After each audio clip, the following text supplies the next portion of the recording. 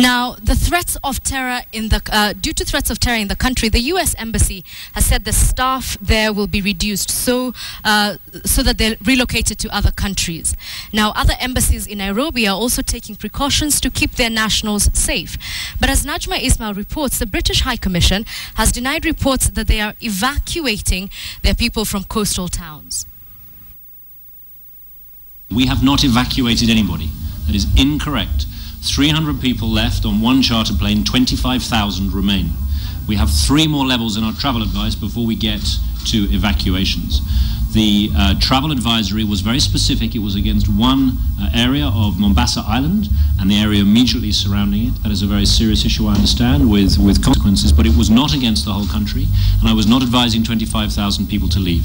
The travel advice for Nairobi, for the national parks, has not changed. This was the reaction the envoy was giving after reports that the British government had evacuated its nationals from Kenya over terror attacks. However, just days before the Mpeketoni attack in Lamu, the UK government closed their honorary consulate in Mombasa due to security concerns, stating that all consular services will be offered from the High Commission in Nairobi.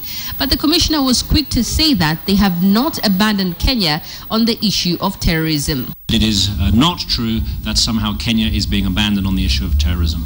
The tragic and terrible events of this week in Mpeketoni show us that on these issues we must all work together. This is a global threat. It can only be dealt with by a global response, and the British government is working extremely closely with the government of Kenya to try and respond to that threat. The US government, on its part, warned its citizens on the risks of traveling to Kenya at this time, and that those considering travel should evaluate their personal security.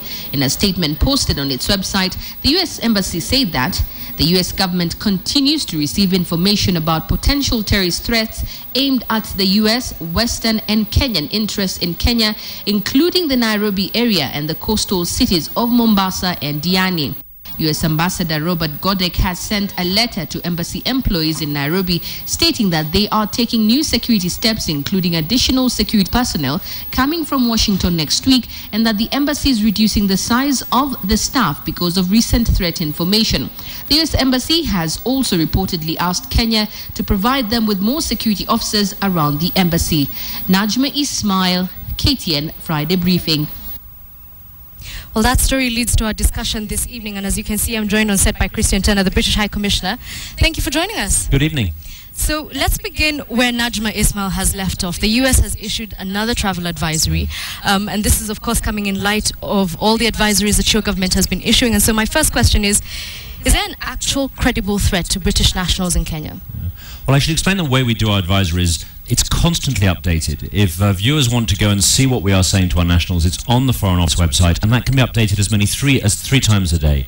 So after, say, the attack in Mpeketoni, terrible incident, we say, please avoid the area, something is happening. So it's much more live and relevant. We judged, to answer your question, Edith, we did judge that in the case of Mombasa, where we specifically issued that warning in the middle of May, that there was a credible and imminent threat to British nationals, and that's why we advised against anything but essential travel to Mombasa Island and the coastal area immediately north and south. All right. Now, I read that advisory that you're talking about, and it's obviously to specific areas.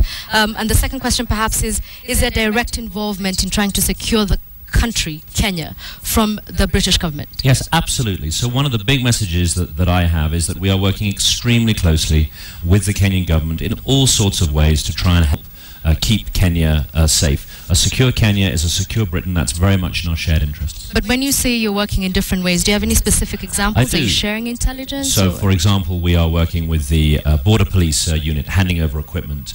We are working at the airport and the ports to try and keep the border safe. We are working with the police to encourage training and capacity building. And yes, on the specific question of the assessment we had, we did share the information that led to the assessment that we made with the Kenyan government. Okay, let me take you back to the advisories and with regard to how Kenya is reacting to how the British government is obviously handling things.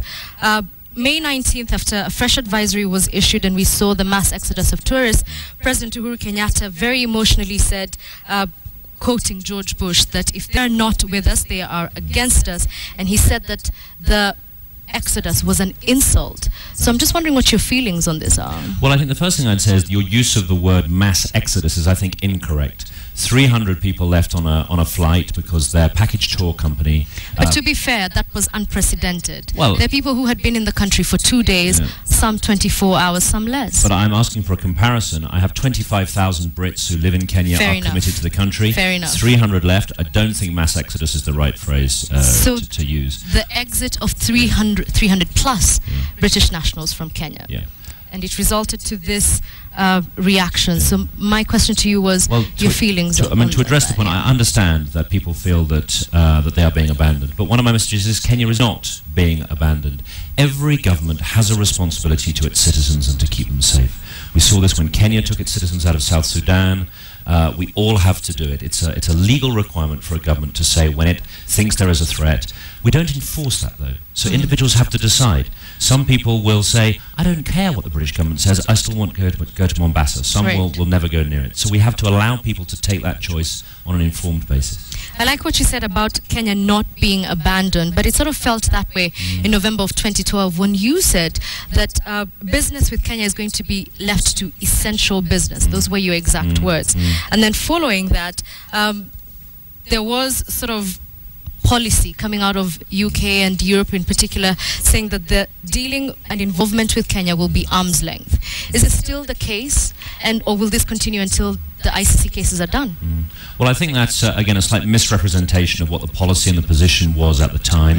That was a global policy shared by many countries, the UK included, about essential contact with ICC indictees. I think all I would say on the ICC is that process is ongoing. The President and the Deputy President have always been very clear about their commitment to meet international obligations and carry on cooperating.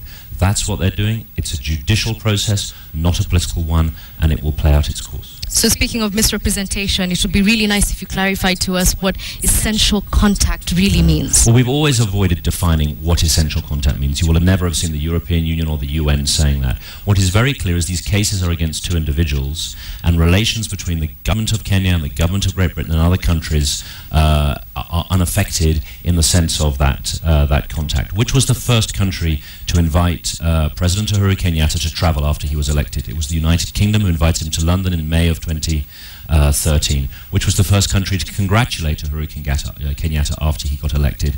It was my government when the Prime Minister wrote to him the evening of the Supreme Court judgment. So I think those facts slightly stand in the way that, that this perception that somehow Kenya has been abandoned.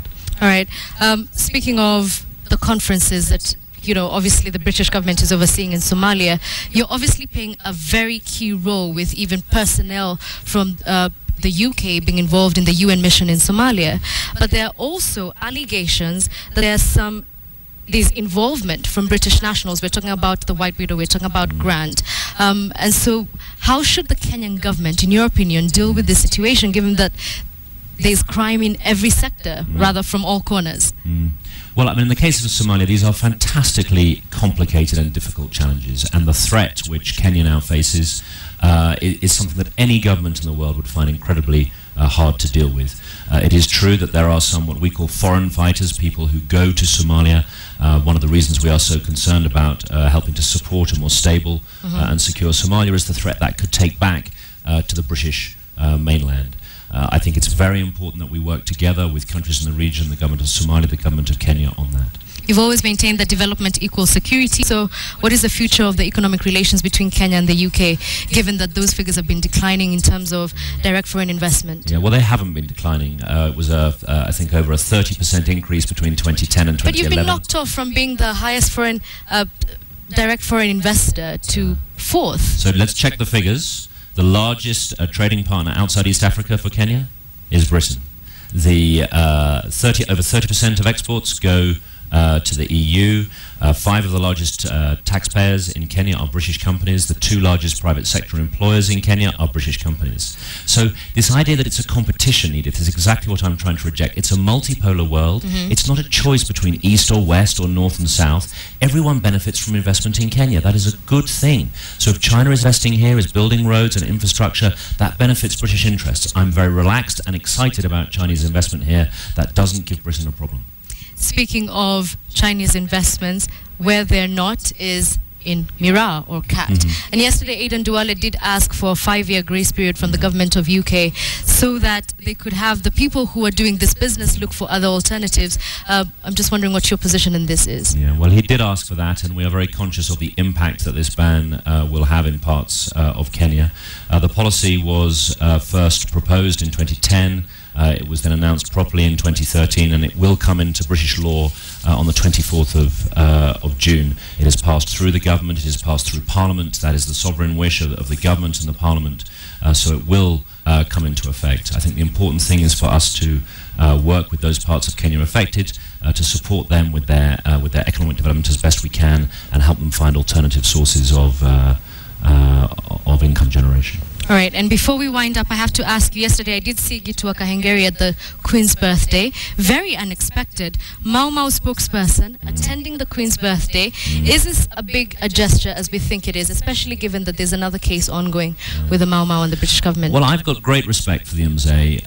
He is a man of dignity. He talks about understanding, about humility, and I think it shows just how far the relations between our two countries have come. The fact that we signed that settlement last year, I don't think has got quite the recognition that it should have done. Yeah. It was a real moment of reconciliation, of building links and friendship, despite that shared and difficult history. And to be able to invite the Mzee to the Queen's birthday, I think is a very significant signal of just how modern and vibrant our relationship is. And finally, the most important question this evening. How do you feel about the English team being essentially knocked out of the World Cup? I had to ask. You saved the most difficult question till last. It is not something I particularly want to talk about.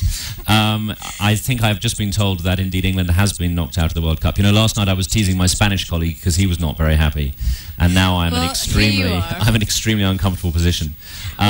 What can I say? We'll have to wait for the Commonwealth Games and all those Kenyan runners coming to get lots of medals in Glasgow. I like the sound of that. Thank you for joining us this evening on KTN Friday Briefing and for all those clarifications. Remember, you can get this statement following that story by Najma Ismail on www.standardmedia.co.ke.